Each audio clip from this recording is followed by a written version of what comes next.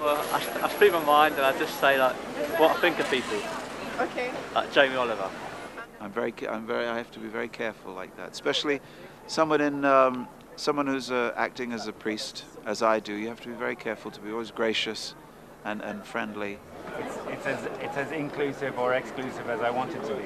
Well, I have had my temptations in the past to delete it and just give up and all of that, but there's so many things that you wouldn't hear about or know about without it. So it always changes, so what people can see and not see, so it's a little bit hard to keep up. You can get addicted to it really easy, I think, if you don't be cautious and try to just use it for useful stuff and not senseless stuff. Because the people who write serious stuff like, I'm feeling so down or whatever, you're like, go away. Yeah, basically.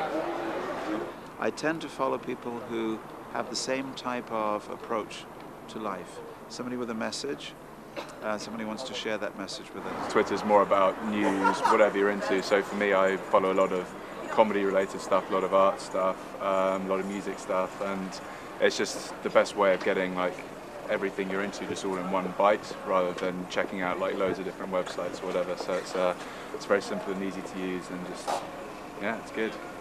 Over Facebook and all that, I'm on it a fair amount. Facebook? I really enjoy having it because it's really useful to stay in contact with everyone. Because I'm around a lot and people can catch up with me and I can ask them stuff. And if I travel somewhere, I can just post on wall, hey, I'm in London, anybody know a place where I can stay, and they can just wire me something. Facebook is for my intimate friends, so I only have about 60 people on Facebook. And then LinkedIn is my professional network, so I try to get as many people as I can into that, and I'm in the hundreds there, and I'm continuing to seek people to add. So I see it as a development tool as opposed to a broadcast. I follow people who are in the religious journalism community, other religious communities, and some poets, and one or two social commentators. I would put in comments in my Twitter that might be searchable, so I'm trying to use keywords.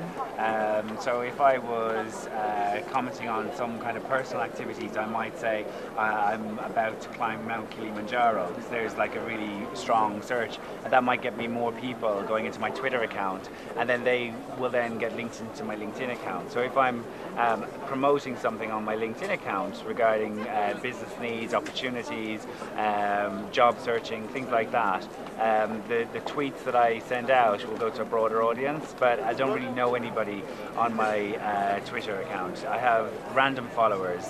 Justin Bieber. I tweet to Justin Bieber like every day. That's a lie, but every now and again. Just meeting people and finding out about gigs, I think. Yeah. I think it's very helpful to have punchy one-liners, only 140 characters, and to us who study Eastern philosophy, it's like having a sutra, a very small, very pithy, very deep message, but just expressed very tightly and shortly. I don't like the continuous prompts from Facebook from your friends, for instance.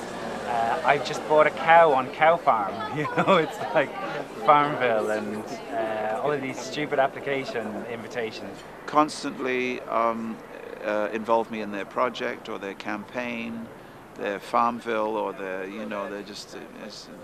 sending me messages. When people post too much statuses and they're on Facebook too much, that's annoying. People tagging me on the wrong pictures, I'm not on. That's my biggest problem. And people answering questions about me. People always answer questions about me and post it on my wall, so I have to delete it. Yeah, I find other people's domestic details. That's annoying. I don't need to know that they're going shopping or what they're having to eat. Yeah, people who upload half-naked pictures of themselves. If you're going to do that, get someone else to do it for you. And then it'll just, it just happened to be there. Yeah, I wouldn't do that, because everyone just judge you. I think you're a loser. Well, I think I do a lot of communicating with people in real life, so they're not substitute friends. Well, we've both just started sort of getting rid of quite a lot of people that we know, just because it's strange having so many people on your Facebook that you don't have 500 close friends. Yeah. So that's one thing, I think.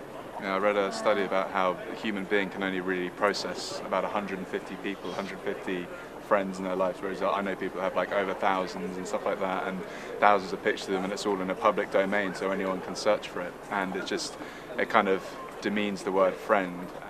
A boring Facebook friend is someone who really just talks about themselves too much. You know, someone whose thoughts are not as stimulating as my other people on Twitter. If people take the time to really friend me by talking to me, right, then I don't unfriend them, I just tolerate them.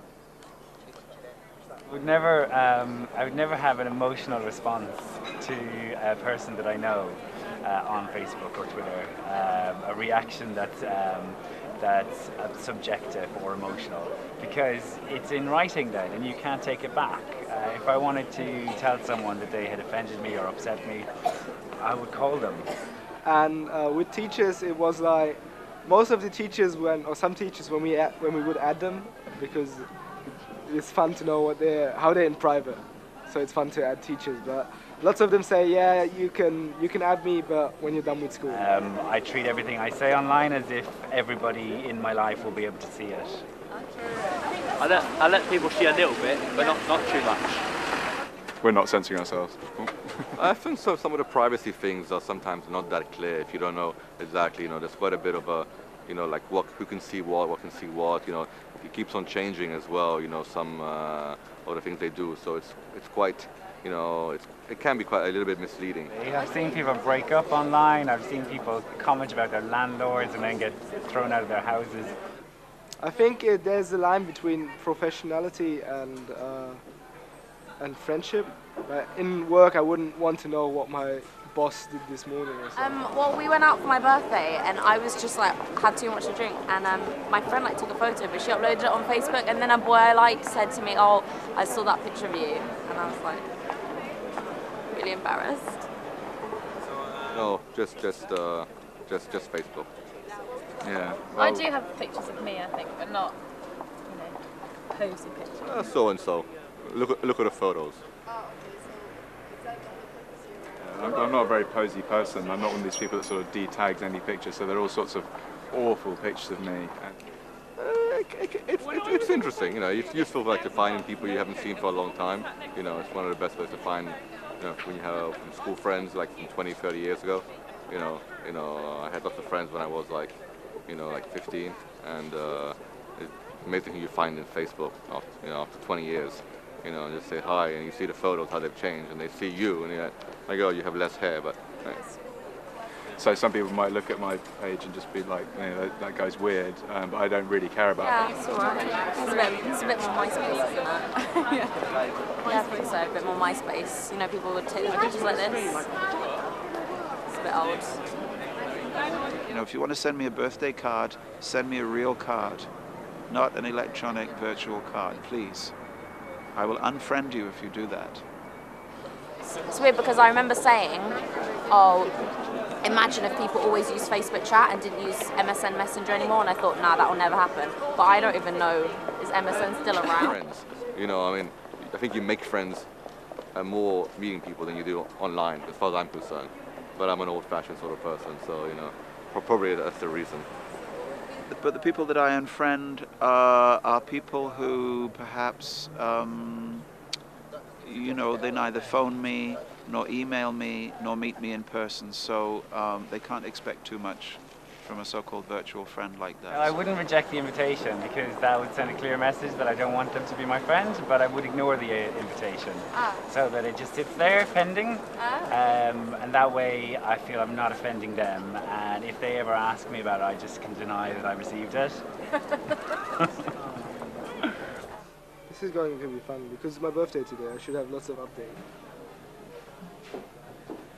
But my one's very simple. It's just a few photos. I haven't had time lately to add some more photos, so maybe I should do that. I just have to upload them, so, But to be honest, I use it to see other people, other friends, I'm bad in that way.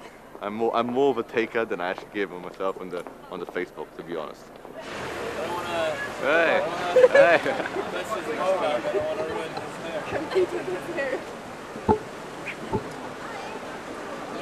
They're celebrities. I'm Connor McLeod. I'm 17. I support West Ham United, and I do a paper round every morning.